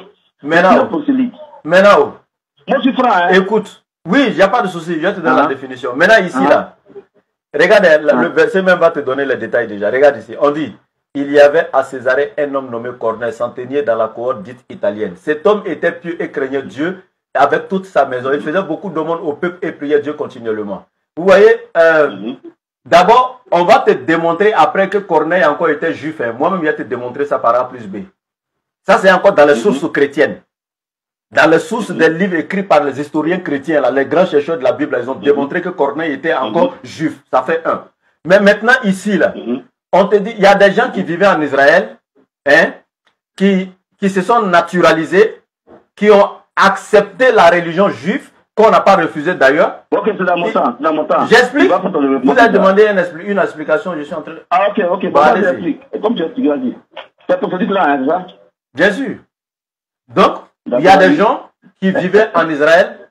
Écoutez-moi. Il y a des gens qui vivaient en Israël, donc qui ont adopté la religion juive, qui ont accepté, qui ont décidé d'adorer le véritable Dieu.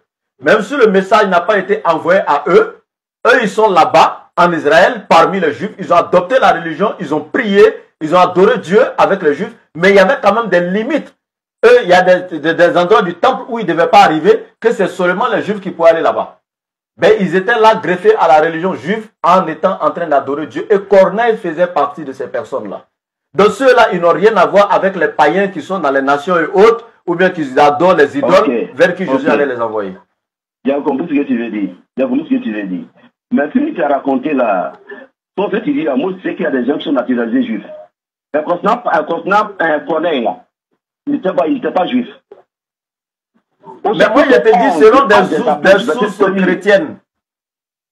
Je dis, mais tu veux prendre les sources, en bas des sources, moi je sais pas, tu prends les sources, et puis on va revenir dessus. C'est pas si tu comprends. Voilà, Corneille n'était pas juif. Corneille était un païen. Un officier romain, c'est un officier romain. Il était païen, il n'était pas juif. Il n'était pas naturalisé, mais d'ailleurs. Ok. Ça va? D'accord. Au chapitre 11 du premier verset du Acte des Apôtres. Les apôtres et les frères qui étaient dans la Judée ont appris que les païens avaient aussi reçu la parole de Dieu. Quand il était un païen, un officier romain, il n'était pas juif, il était païen. Allez-y. Mes frères, donc il ne faut pas dire ce qui n'est pas exact. Pas envoyer tes sources. Moi, j'ai envoyé mes sources et puis on va examiner la chose. Il n'y a pas de souci. Je vais te trouver ces sources-là sans problème. Chapitre 11, toujours, du verset 18. Après avoir entendu cela, il se calmait et il glorifiait Dieu en disant, Dieu a donc accordé la repentance aux païens. Tu as entendu Jésus là-bas? Ils n'ont pas dit Dieu. Pourquoi tu fais comme si c'était la mission de Jésus? C'est Dieu que Corneille a adoré, c'est Dieu. Écoute, tu ne réponds pas. Attendez, s'il vous plaît. Tu vas comprendre. Alors, s'il vous plaît, oui, je vais comprendre. Tu ne pas Jésus, c'est pas ça? Ok. Tu vas comprendre ça. Mais vous n'avez pas compris ma question. Alors, dans Luc chapitre... Vous n'avez pas compris ma question. Tu dois passer aux questions-réponses rapidement. Luc chapitre 2, verset 28. Ok, allons-y. Luc 2, rapidement. On va terminer dans au moins 10 minutes, hein, frère. Ok, ça marche. Voilà, ça vaut plus d'une heure de temps maintenant. Mais Luc 2, 28. Ok, allez-y. Luc 2, 28, j'ai lu la parole de Dieu. Ok.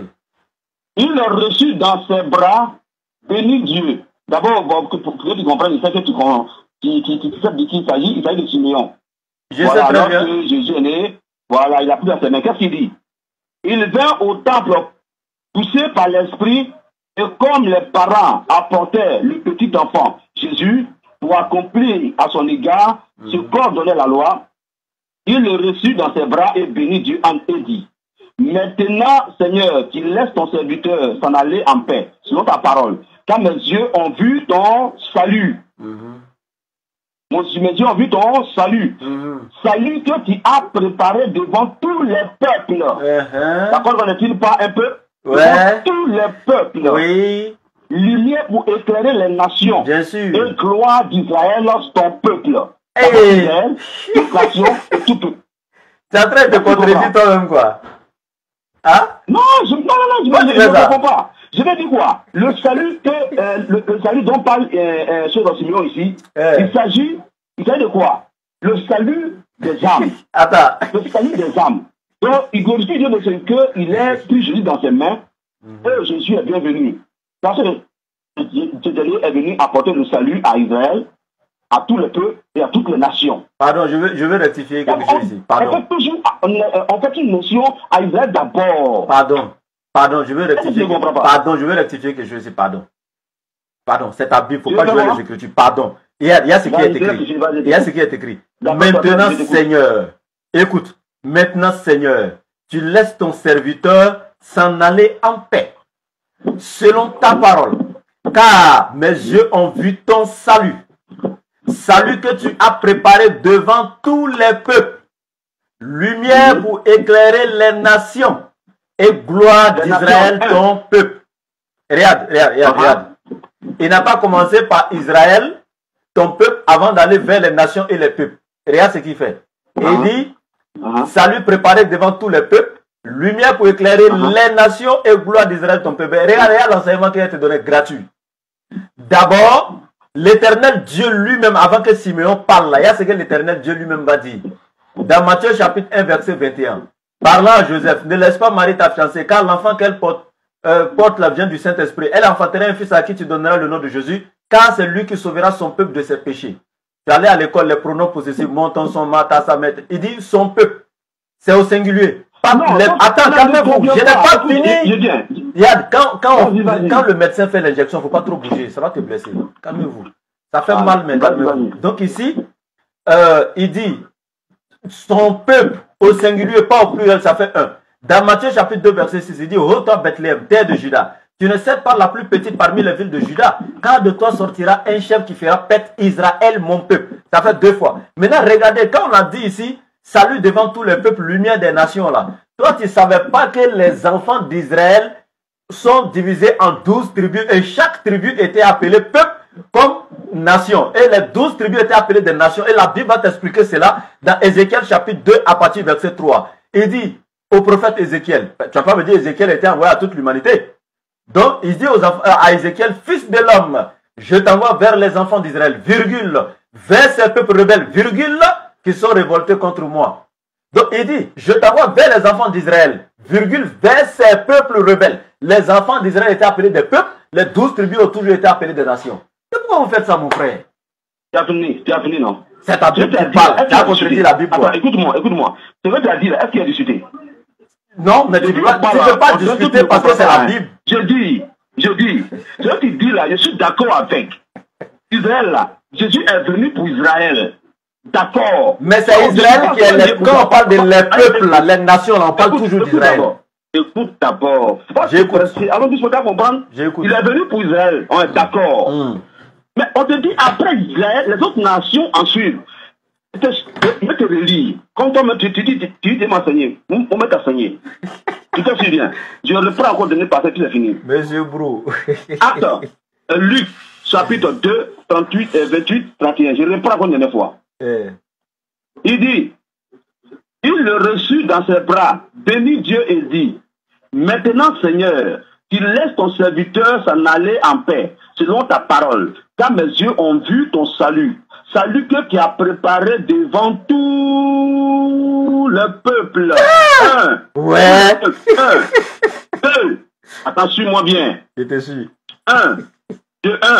Devant tous les peuples. De 2, lumière pour éclairer les nations. De 3, et on dit gloire pour Israël. Le est mis pour qui? Le est mis pour Israël. Non seulement Israël seul, mais d'abord, commençons par le peuple, les nations, et gloire pour Israël. Au moins, s'il n'y a pas le E, on peut comprendre. Mais on te dit, gloire pour Israël. On ne peut pas savoir que, à part Israël, les autres nations doivent recevoir ce salut. C'est le français. D'après toi, tu dis que tu es, quand même là, le laboratoire d'analyse des Écritures saintes. Voilà, mais attendez. On va faire le même jeu avec vous. Comme on a ajouté et là, regardez. Fils de l'homme, je t'envoie vers les enfants d'Israël, virgule. Vers ces peuples rebelles, toujours les enfants d'Israël, qui sont appelés les peuples, virgule, qui se sont révoltés contre moi, eux et leur père. Ils sont différents, quoi. Non, ce que tu dis là, dans ce contexte-là, il s'agit d'Israël. Alors, mais pourquoi dans ce contexte ici, ça n'est pas d'Israël? Non, tu fais ça. Non, tu vas comprendre. Non, selon le contexte ici. Alors, selon le contexte, ne sais pas du contexte. Ce que tu dis là-bas, là, ça, il s'agit d'Israël. Ça, on ne discute même pas pour ça. Attends, donc on est d'accord qu'Israël est appelé. Attends. On est d'accord qu'Israël a appelé des peuples. Je suis d'accord pour ça. Israël a appelé des nations. Je suis d'accord pour ça. Ok, maintenant si Israël est appelé des nations, Israël est appelé des peuples. Le contexte de Luc, ce sont les contextes de Luc ici là. Attends. Il y a une différence. Moi je sais pas qu'il y a lu dans ce testament. Il y a une différence. Je vais finir, je t'ai écouté, je vais finir quelque chose rapidement. je t'ai écouté. Vas-y. Tu es d'accord devant tout le monde. Un, Israël est appelé des peuples. Deux, Israël est appelé des nations. Tu es d'accord, tu as confirmé. Oui. Maintenant, pour Luc là-haut, on va voir celui-même qui a été envoyé là. Si toi tu comprends ça que lui, ou bien si c'est lui qui comprend que toi. Le Jésus lui-même qui a été envoyé par Dieu là, qu'est-ce que lui-même va dire maintenant? Jésus lui-même te déclare, je n'ai été envoyé qu'aux brebis perdues de la maison d'Israël. Regardez, si la mission de Jésus était, parce que tu as dit ici, attends, calme-toi. Tu as dit ici que le truc que Simeon a dit, salut que tu as préparé pour tous les peuples, les nations, etc. Donc si Jésus était salut pour tous les peuples, si Jésus était salut pour tous les peuples, pourquoi lui-même quand il arrive dans Matthieu 15, verset, il dit, je n'ai été envoyé qu'aux brebis perdues de la maison d'Israël. En d'autres versions de Bible, comme la Bible du Semeur, il dit, ma mission se limite seulement aux enfants d'Israël qui sont comme des brebis perdues. Il dit, ma mission se limite. Ça c'est Jésus qui dit, ça fait un. L'Éternel Dieu a déjà confirmé ça depuis Matthieu 1, 21. Matthieu 1, 21, l'Éternel a déjà confirmé pour dire, il sera sauveur pour son peuple. Matthieu 2, il a dit clairement, verset 6, il dit que Jésus, il fera paître Israël, son peuple. Et quand Jésus lui vient, il confirme. Et quand il envoie ses disciples dans Matthieu 10, 5 à 7, il dit, n'entrez pas chez les non-juifs ni chez les samaritains, allez chercher les brebis perdues de la maison d'Israël. Tous ces versets confirment, jusqu'à même dans le livre des Actes des Apôtres, qui montre encore les actes que les apôtres ont posés après Jésus. Et dans ce même livre, il est écrit, Pierre lui-même prend la parole pour dire, il faut obéir à Dieu plutôt qu'aux hommes, et que Dieu a élevé Jésus par sa droite pour donner à Israël la repentance et le pardon des péchés, à Israël et non à l'humanité tout entière. Mon frère, tu vas donner des milliards de versets, je suis d'accord, mais tu ne pourras jamais, écoutez très bien, tu vas donner des versets qui seront jamais clairs comme les miens, et tu vas toujours trouver des versets ambigus et chercher des explications tordues, pendant que mes versets sont clairs. Par exemple, quand il dit, ma mission se limite aux enfants d'Israël, ou je n'ai été envoyé qu'aux brebis perdues de la maison d'Israël. Il n'y a pas d'explication à donner ici, mon frère. C'est clair, limpide, c'est une forme restrictive. Il y a une explication à ça. C'est une forme restrictive, c'est pas. Quand on fait la théologie là, il y a des versets qui sont ambigus, donc qui sont sujets d'interprétation, et il y a des versets clairs qui ne sont pas sujets d'interprétation. Tu ne vas jamais dire à quelqu'un que Matthieu 15, 24 est un verset sujet d'interprétation. Permets-le-moi. Allons le tic au tac, on a fait 5 minutes. On a déjà dépassé. Laisse-moi poser une question. Oui. Voilà, on a terminé. Mais il y a deux questions sur Mohamed. Est-ce que c'est le thème? Est-ce que c'est le thème? Comment? Est-ce que c'est le thème? Non, j'ai dit entre Mohamed et Jésus le Sauveur. Ok. Parce que j'ai dit. Mais, j'avais oublié. Bon, attends, sinon moi-même, il y a beaucoup de versets sur Mohamed. Hein. Lequel des deux sauve? Je suis resté à te donner coup cadeau là-bas jusqu'à j'ai oublié l'autre partie. Mais si tu veux, je peux te donner 2-3 versets rapidement. Hein. Je peux te donner 2-3 versets coraniques rapidement. Regarde par exemple, voilà, je donne ça rapidement. Dans la sourate 34, verset 28, il est écrit, ô toi Mohammed, et nous ne t'avons envoyé qu'à la totalité des êtres humains en tant qu'annonciateur, avertisseur. Mais la plupart des gens ne savent pas. Donc sa mission se tend sur la totalité des êtres humains. Ça fait un. Deuxièmement, je te donne la sourate 21, verset 107, où il est clair. Et nous n'avons fait de toi que miséricorde pour l'univers. Ça fait 2. Troisièmement, la sourate 25, verset 1er. Il dit qu'on exerce la bénédiction de celui qui a fait descendre le livre du discernement sur son serviteur Mohammed, afin que celui-ci soit un avertisseur à l'univers.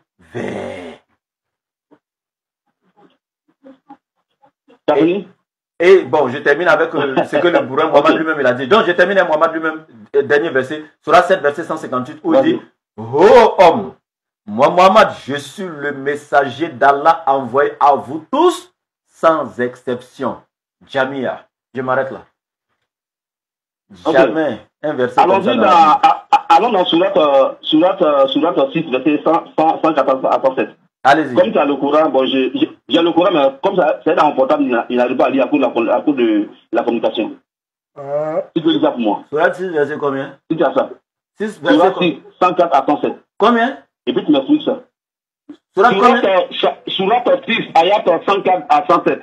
Ah, 104 à 107. Voilà, tu le lis et puis tu m'expliques quoi. Ok. Par rapport à ce que tu as dit là, tu vas lire et puis tu m'expliques toi-même. Certes, le verset 104 d'abord, surat 6. Certes, il vous est parvenu des preuves évidentes de la part de votre Seigneur. Donc quiconque voit clair, c'est en sa faveur, et quiconque reste aveugle, c'est à son détriment, car je ne suis nullement chargé de votre sauvegarde. Verset 105. C'est ainsi que nous expliquons les versets, et afin qu'ils disent, tu as étudié, et afin de l'exposer clairement à des gens qui savent. Le verset 106. Suis ce qui t'est révélé de la part de ton Seigneur, point de divinité autre que lui, et écarte-toi des associateurs. Verset 107. Si Allah voulait, il ne serait point associateur, mais nous ne t'avons pas désigné comme gardien sur eux, et tu n'es pas leur garant. Voici les versets. Ok, maintenant explique-moi maintenant. Avant que moi je prenne dessus, explique-moi le passage. Je ne sais pas ce que tu veux comprendre, tu n'as qu'à poser des questions sur le passage, je te donne l'explication rapidement. Oui, c'est pourquoi je te pose une question. Moi, je t'ai dit là, mais ce n'est pas l'exégèse. J'ai déjà lu, ce n'est pas l'exégèse du Coran que je fais. Maintenant, tu poses la question là où il y a l'ambiguïté du verset 104 à 107. Tu me dis là où tu penses qu'il y a ambiguïté, je t'explique. C'est tout simple. Explique-moi d'abord le passage. Ça veut dire quoi? Je ne comprends pas. Là où il y a ambiguïté, la faute dit. Non. Oui, le verset. Écoutez-moi, vous allez comprendre. Écoutez. J'ai lu du verset 104. Écoutez. J'ai lu du verset 104 à 107. C'est en français, vous avez bien compris la traduction. Maintenant, vous me dites d'expliquer. Vous me dites là où vous pensez qu'il y a ambiguïté, je donne l'explication. Ok. Voilà, c'est ça. On dit, selon la sourate, Mohamed n'est pas chargé de votre sauvegarde. Ça veut dire quoi? Voilà. Mohamed n'est pas chargé de votre sauvegarde parce que cela n'incombe qu'à Dieu, celui qui vous a créé. C'est clair, tel que tu as compris là, même Jésus n'est pas sauvé, n'est pas garant de ta sauvegarde. Hein? Je dis, laisse Jésus, je dis Mohamed là. C'est clair pour tous les prophètes, il n'y a aucun prophète de Dieu. Écoute, je t'explique, il n'y a aucun prophète de Dieu sur la terre, donc qui est, attends, je sors le verset rapidement. Attends, où il a dit. Voilà, il n'y a aucun prophète sur... Écoute, il n'y a aucun prophète sur la terre qui est chargé de la sauvegarde des créatures, ça n'existe pas. Le seul qui est chargé de la sauvegarde de toutes les créatures par essence et par excellence, c'est l'Éternel Dieu. Ce qui incombe au messager, c'est de transmettre le message de Dieu, prêcher le message de Dieu, tirer les êtres humains des ténèbres vers la lumière à travers les enseignements qu'ils ont reçus de leur Seigneur et qu'ils ont retransmis à leurs semblables. C'est tout. Et ils n'ont aucun pouvoir sur les créatures. Le pouvoir revient à Dieu, le créateur de toutes choses. Voici l'explication. Ok. J'ai compris par Bagoué qu'aujourd'hui, effectivement, la personne qui sauve, c'est Allah, non pas Mohamed. C'est ça, non? Oui, même Jésus ne sauve pas. D'accord. Celui qui sauve, c'est Allah. Jésus n'a jamais sauvé. Non, si tu veux, bien sûr sauver après. Si je dis après, laisse. Donc, parce que dans mes causeries avec d'autres amis musulmans, ils ont confirmé que Mohamed est sauveur. Mohamed n'est pas sauveur, c'est pas Mohamed qui est sauveur. Si toi tu dis qu'il n'est pas sauveur, là je suis d'accord avec toi. Mohamed n'est pas sauveur, aucun musulman n'a le droit de dire ça. Mohamed n'est pas sauveur, il n'est pas sauveur. Allah même lui a dit dans le Coran, il n'a que la je t'envoie la vidéo après. Ok. Moi je te dis ici là, c'est le laboratoire, non on ment pas. C'est pas parce que nous on aime Mohamed qu'on va le mettre à la place de Dieu. Chacun a ses attributs. Sauver ne fait pas partie des attributs de Mohamed. Lui n'est qu'un avertisseur clair. Lui il appelle les gens des ténèbres vers la lumière. Comme la Sourate 57 verset 9 à 10, Allah est clair. C'est lui qui fait descendre ses versets, ses signes sur son serviteur Mohamed, afin que celui-ci vous tire des ténèbres vers la lumière. Mais lui n'est pas le sauveur par essence et par excellence. C'est Allah qui sauvera les êtres humains, c'est écrit dans le Coran clairement. C'est Allah qui sauvera le jour du jugement dernier les êtres humains. Et donc ici, la même chose là, je peux te répondre, et la même chose est applicable à tous les prophètes, y compris ton Jésus. D'accord. Donc je comprends aujourd'hui que Mohamed n'est pas le sauveur, mais c'est Allah qui est le sauveur. Clair. Il va droit au cœur. Ça seulement là. J'ai voulu que tu enlèves cette épine et tu enlèves ça aujourd'hui, je suis content. C'est clair. Ça seulement là, je te dis la vérité. Moi qui débat avec des amis musulmans, je suis toujours honnête. Ouais. Quelque chose est propre, je dis que c'est propre. Et tu as dit ça aujourd'hui que Allah n'est pas, pardon, Mohamed n'est pas le sauveur, c'est Allah qui est le sauveur, ça va droit au cœur. Le pin qui était sur mon dos, le mal que j'avais dans mon dos, tu l'as déjà enlevé, tu m'as. Maintenant, s'il te plaît, j'ai un verset, s'il te plaît. On continue. Tu m'as donné un verset, j'ai lu, j'ai expliqué. Maintenant, moi aussi, j'ai un verset. Voilà, c'est comme ça pour être équitable. Voilà. Ok. On va voir ça rapidement ensemble. On va lire ça rapidement, s'il te plaît. On va prendre l'évangile de Matthieu. Matthieu 20. Voilà, on va aller rapidement. Voilà. Matthieu 20, à partir du verset 20 jusqu'à 23. Matthieu 20. Matthieu 20 jusqu'à 23. Matthieu chapitre 20, chapitre 20. Oui, chapitre 20, du verset 20 à 23. Toi aussi, il faut lire et puis tu as expliqué. Ah, D'accord, ok, je vais lire. J'ai lu la parole de Dieu. Alors, la mère du fils de Zébédée s'approcha de Jésus avec ses fils et se prosterna pour lui faire une demande. Il lui dit, que veux-tu? Ordonne-lui, dit-elle, que mes deux fils que voici soient assis dans ton royaume, l'un à ta droite et l'autre à ta gauche. Jésus répondit, vous ne savez ce que vous demandez. Vous pouvez boire la coupe que je dois boire. Nous le pouvons, dit-il. Il leur répondit, il est vrai que vous boirez ma coupe, mais pour ce qui est d'être assis à ma droite et à ma gauche, cela ne dépend pas de moi et ne sera donné qu'à ceux à qui mon Père a réservé. Ma question est claire maintenant. Non, ma question sera là. Jésus, la mère des fils de Zébédée, c'est-à-dire Jean et Jacques qui étaient derrière lui, leur mère est venue le voir pour dire, j'aimerais que l'un de mes fils soit à ta droite et l'autre à ta gauche. Donc, Jésus dit, vous pouvez boire dans ma coupe, etc., etc. Ils disent, oui, on peut boire. Il dit, il est vrai que vous pouvez boire dans ma coupe. Mais ce qui est du fait que l'un d'entre vous soit assis à ma droite et l'autre à ma gauche dans le royaume des cieux, Jésus dit, cela ne dépend pas de moi, Jésus, et cela n'est donné qu'à ceux à qui mon Père l'a réservé. J'aimerais savoir, c'est Jésus qui donne les places au paradis ou bien c'est le Père? Bon. Est-ce que c'est un rapport? Pas te répondre, peut-être te répondre. Est-ce que ça a un lien avec ce que nous disons? Je t'ai dit, Mohamed sauve pas, c'est Allah qui sauve. C'est pour te démontrer que Jésus même sauve pas. Jésus n'a pas le pouvoir même de donner place à quelqu'un. Il dit, cela n'est donné qu'à ceux à qui mon Père l'a réservé. C'est Dieu qui réserve, c'est pas Jésus. Arrêtez ça. D'accord. D'accord, non, alors je te réponds. Mon frère, on va s'arrêter là aujourd'hui. On va s'arrêter là aujourd'hui, on est fatigué. Alors, les Philippiens, tu as dit? S'il te plaît. S'il te plaît. Attends. Je viens. Tu as donné un verset coranique. J'ai expliqué, tu as donné ta version. Oui. J'ai donné un verset biblique. J'ai posé ma question. Mais si tu vas prendre Philippiens, il y a prendre une autre version, on ne va pas quitter ici. Ça fait mal, mais on doit quand même s'arrêter là. Non, comme tu as posé une question là, ou même pas la question que tu as posée. Non, tu ne peux pas répondre avec un autre verset. Soit tu réponds avec lui là, dans lequel j'ai posé la question, mais on s'arrête là. Pourquoi tu vas prendre Philippiens? Ok, selon le verset là, selon ce verset là, selon ce verset, Jésus a dit que c'est le Père qui donne cette place dans le ciel. Et non lui. Ça te va? Et il dit cela ne dépend pas de moi, c'est ça non? Oh oui. Donc ça ne dépend pas de Mohamed aussi, c'est la même chose comme Jésus, ça ne dépend pas d'eux, mais ça dépend du Père, c'est fini, au revoir. Prochainement on va continuer. Non, tu ne veux pas que je rebondisse dessus? Non. Et moi je suis allé prendre un autre verset coranique. Je suis resté dans le même verset, donc tu restes dans le même verset biblique, ça ne dépend pas de lui mon frère. Il n'y a pas de souci. Merci le frère Brou. Non, ça va. C'est pour aller à moi à gauche à droite alors que la vérité est bien évidente là. Merci beaucoup mon frère, j'ai été très content. Tu as été donc on a conclu? Oui, donc tu as 2 minutes pour conclure, non, et puis je conclue également. Merci beaucoup mon frère, je suis très content. Ouais. Toi tu es un bon gars, toi tu es un bon gars, je suis content. C'est bon, je peux te gérer avec toi, c'est bon. Ok. Alors, donc en un mot, c'est pour te dire que effectivement, Jésus là, bon, comme tu ne veux pas que je lise le passage, il va te faire savoir que Jésus là, est le sauveur de l'humanité. Le sauveur d'abord d'Israël. Paul a été clair. Jésus est venu d'abord pour Israël. Quand on dit d'abord, c'est le français, d'accord avec moi, hein? D'abord pour vous. Quand on dit d'abord, c'est qu'il y a ensuite après. Voilà, donc d'abord pour Israël et ensuite maintenant nous les païens. Et les païens étaient pris l'exemple de Corneille. Corneille était un satanier romain. Prochaine fois qu'on va venir faire notre débat, je vais passer par l'introduction là-dessus pour faire savoir que Corneille était vraiment un païen et il n'était même pas juif. Il n'était même pas naturalisé juif. C'est impossible. Et tout démontrer ça A plus Z.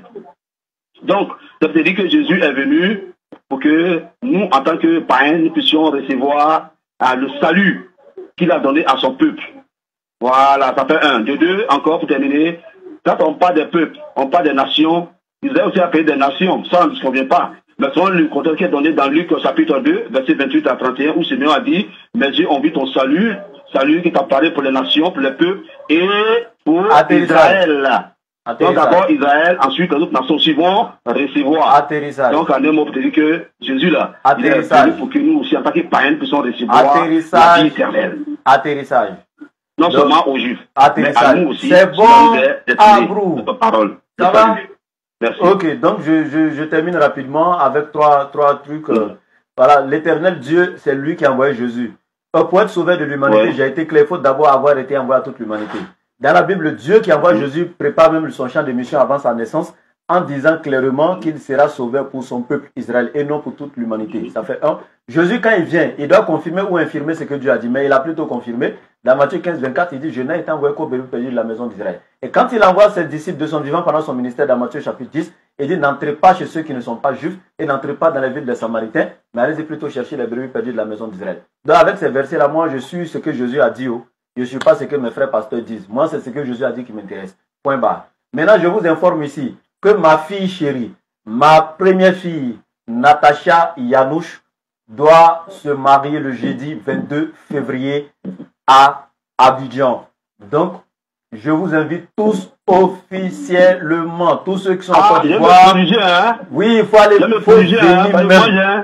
Il faut venir, il y a tout sortes de nourriture. C'est-à-dire que tout est prêt. Voilà, donc les tables seront garnies, ça sera la joie et tout. Donc, c'est le jeudi 22. À Yopougon, je vous donnerai donc le reste des détails dans le prochain direct le soir. Le lieu, etc. Tout le reste des détails. C'est juste pour vous donner la date d'abord aujourd'hui, mais le soir, vous aurez le reste. Donc, ce serait, voilà, le 22 jeudi, le 22, bientôt. Et ça sera vraiment un grand événement. Donc, vous êtes tous invités. Voilà, c'est la cause de Dieu. Je ferai tout l'effort pour être là-bas, je dois venir manger. Ok, sans problème. Un peu. Ça sera avec plaisir. Merci à tous les internautes qui nous suivent. Merci à tous ceux qui ont partagé le direct. Et merci beaucoup. Merci. Salam alaikum. Non, dis-moi, le prochain débat, c'est quand? Le prochain, bon, on va préparer ça en inbox. Voilà. Et puis,